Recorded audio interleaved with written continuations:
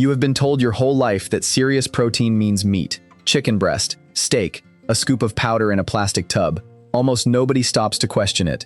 Here is what that lie leaves out. Pull the water out of certain leafy greens growing in a forgotten corner of your garden. Dry them down the way our grandparents once did. And what remains is a quarter to a third pure protein by weight, matching beef gram for gram, sometimes beating it outright. No calorie trickery, no fine print. Just the dried leaf against the steak. Quick thing before we start, tell me in the comments whether meat lands on your plate every single day. Because the 7th green on this list holds all 9 of the building blocks your muscles need, the complete set people swear you can only get from an animal. And the 10th is a peppery little leaf that scientists crowned the single most nutrient-packed food on Earth. Before we dig in, let's get one thing straight, because your trust matters more than a flashy number.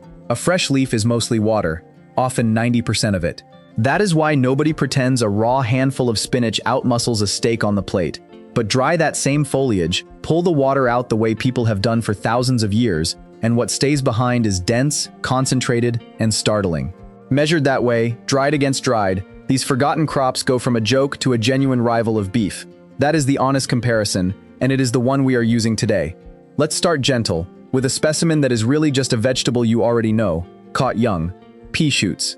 When a garden pea first sends up its tender foliage and curling tendrils, most people never think to eat them.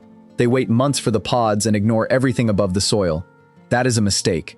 Those young tips carry the same muscle-building character as the pea itself, and dry pea ranks among the serious plant sources, concentrating up to a quarter of its mass into pure protein. In Chinese kitchens, they have been a prized delicacy for centuries, called dao miao, stir-fried in seconds with garlic and served as a dish worth paying a premium for. They taste of fresh sweet peas, sprout in a matter of days on a windowsill or a spare patch of dirt, and keep regrowing after you snip them. During the lean years of wartime rationing, families grew exactly these kinds of quick indoor greens to stretch a thin table. Here is proof that real nourishment does not have to come from a distant field or a factory tub. It can come from a seed you sprout beside your kitchen sink.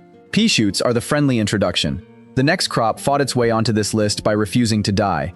You have met lamb's quarters before, if you have ever weeded a vegetable bed, because it is the tall, dusty-leaved intruder you keep yanking out. Yet dried and measured, its foliage is dense with muscle fuel, and our ancestors knew it long before we forgot. They gave it the old name, all good, and they meant it. Its seeds have been pulled from Iron Age sites, Viking settlements, and even preserved in the stomachs of ancient bog bodies. For most of human history, people cultivated it on purpose as a staple, 15 centuries before corn ever reached the same soil. Blanch the young tips for a minute to soften them, and the survivor you have been fighting to kill turns out to be one of the oldest protein foods your species ever relied on. If lamb's quarters is the survivor, the next one is sprawling across your path right now: purslane. That low, red-stemmed succulent creeping through cracks in the pavement is not a nuisance. It is food that fed the Mediterranean, the Middle East, and Mexico for thousands of years. Its thick, lemony foliage holds a respectable dose of nitrogen-rich tissue for a wild crop, wrapped around more of the plant form of omega-3 than any other salad leaf ever measured.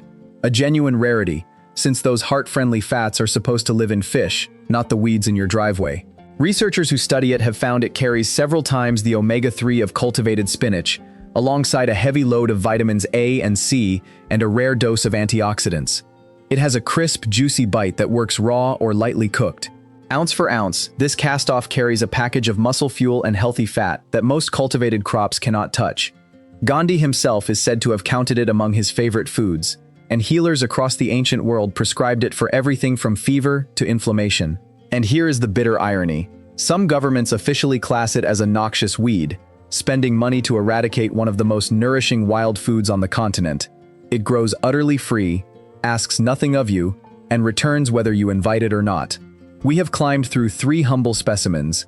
The 4th arrives with a warning: it bites back. The stinging nettle earns its fearsome name, but that sting is the price of one of the richest wild sources of muscle-building fuel anywhere.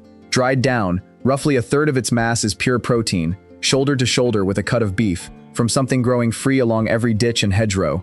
The trick is simple: handle it with gloves, then drop it in boiling water, and within seconds the sting dies completely, leaving a deep, spinach-like harvest loaded with iron, calcium, and that dense nitrogen-rich tissue. People have brewed it into tea, simmered it into soup, and survived hard winters on it for thousands of years. Its tough fibers were even spun into cloth long before cotton arrived. Herbalists have leaned on it for centuries as a spring tonic to cleanse the blood and ease aching joints, and Roman soldiers are said to have carried it north to warm their stiff limbs. The crop that warns you off with pain is guarding a nutritional punch most vegetables can only dream of. Nettle fights back. The fifth arrives with a story older than the pyramids. Meet jute mallow, known across North Africa and the Middle East as molokhia. This ancient staple graced the tables of the pharaohs. Legend says one ailing Egyptian king was restored by a bowl of it, and the name stuck ever since, and it has never left the region's kitchens. Dried, close to 30% of its mass turns out to be raw protein, placing it squarely in beef territory. Cooked, it collapses into something silky and rich, thickening into a deep green stew ladled over rice, the comfort food of countless generations. It thrives in heat that scorches everything around it, throwing out fresh growth through the hardest, driest weeks of summer. Molokhia is living proof that a food nourishing people for 5,000 years was never a poor substitute for meat. It was the main event. Molokhia carried empires. The sixth one carried an empire too, and another empire tried to erase it. Amaranth foliage, not the tiny grain you may have heard of, but the broad leaves of the same plant, was sacred to the Aztecs, so central to their world that Spanish conquerors tried to stamp it out entirely. It was woven so deeply into their religious rituals that the invaders believed banning it would break the people's spirit, and cultivation was punishable by harsh penalty. Yet it survived in quiet fields and hidden gardens, too useful to disappear. Today, dried, a full quarter of its weight measures as usable protein, matching many cuts of meat. It grows like the weed it descends from, self-seeds freely, and hands you harvest after harvest for almost no effort. Set it once, and it returns on its own, year after year. This is the crop that armies and empires were built on, thrown on the compost heap now by gardeners who never learned what they were holding. We have reached the heart of the list, and here is the one I promised you at the very beginning. Number 7. Spinach. The single specimen here almost everyone already has in the fridge, and almost nobody knows its real secret. Most plant foods are missing at least one essential amino acid, the building blocks your body cannot make and must eat, which is why people insist you need meat to get the full set. Spinach quietly breaks that rule. It carries all 9 of them, the complete roster, the same one people swear lives only in animal flesh. Around 30% of its calories arrive as protein, remarkable for something so light, delivered alongside iron, folate, and a flood of vitamin K. Cook it down and the volume shrinks while the goodness concentrates. Popeye was closer to the truth than the cartoon ever let on. Hold on to that word complete, by the way, because one later entry does the very same trick on a scale that can feed an entire village. Spinach hands you the complete set from your fridge. The 8th crop hands you a number that sounds impossible. Black nightshade greens are almost unknown in the West, and the name scares people off. But the cooked foliage has been a cherished daily staple across Africa and parts of Asia for generations. Here is the figure that stops nutritionists cold. Dried, this humble harvest has been measured close to the 40% mark, comfortably beating beef outright. There is one honest rule you must respect. The ripe leaves are the food, and they must be cooked, never eaten raw in quantity, exactly as the traditional cooks who mastered this crop have always done. Handle it the way whole cultures have for centuries, and you unlock one of the most protein-dense specimens on the entire planet, growing quietly in soil the rest of the world overlooks. Traditional healers from India to East Africa used it for centuries to calm inflammation and soothe the stomach, valuing it as medicine long before anyone weighed its protein. What frightens the modern shopper was quiet daily wisdom to the people who grew up eating it. Black nightshade breaks the record. The 9th is the undisputed champion of them all. This is Moringa, the tree they call the miracle tree, and it earns the crown. Its dried leaf powder holds roughly 1/4 to 1/3 of its weight as raw protein, standing level with beef, gram for gram. Remember that complete profile I told you to hold on to? Spinach had it hiding in your fridge. Moringa has it too. All 9 essential amino acids in a single tree. But this one survives where spinach never could. It grows fast, thrives in poor dry ground where little else lives, and can be cut back again and again, its foliage dried and powdered for use all year round. That combination is exactly why international aid teams reach for Moringa to fight starvation in the hardest-hit corners of the world.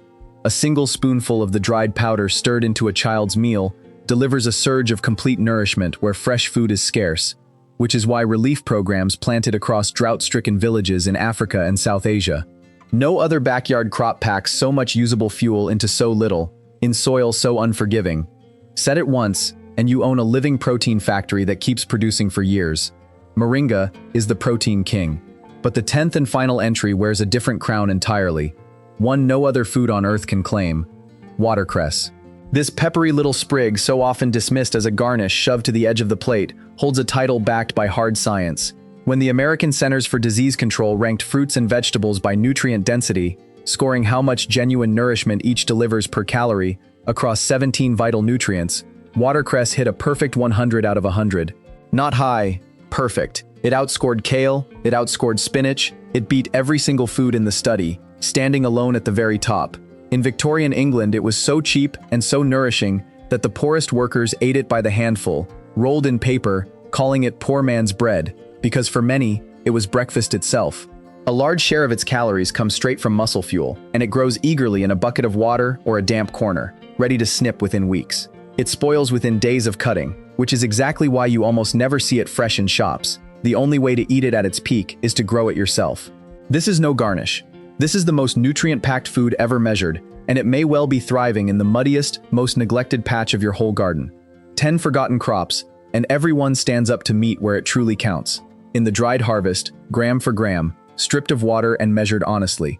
Look back at what we have found: the pea shoots on your windowsill, and the lamb's quarters in your weed pile, the purslane in the pavement cracks, the nettle along the ditch, and the molochia that fed the pharaohs. The Aztecs' sacred amaranth, the complete profile spinach hiding in your fridge, the record-breaking black nightshade, the mighty moringa, and the flawless watercress crowned by science itself. Not one of them needs a factory, a feedlot, or a plastic tub. They ask only for a little soil, a little water, and a gardener who finally knows what they are worth. So before you spend another rupee on protein powder or reach for the meat counter, take a slow walk around your own garden. Pick just one of these greens, learn it well, and grow it this season. Then tell me in the comments which one you are starting with.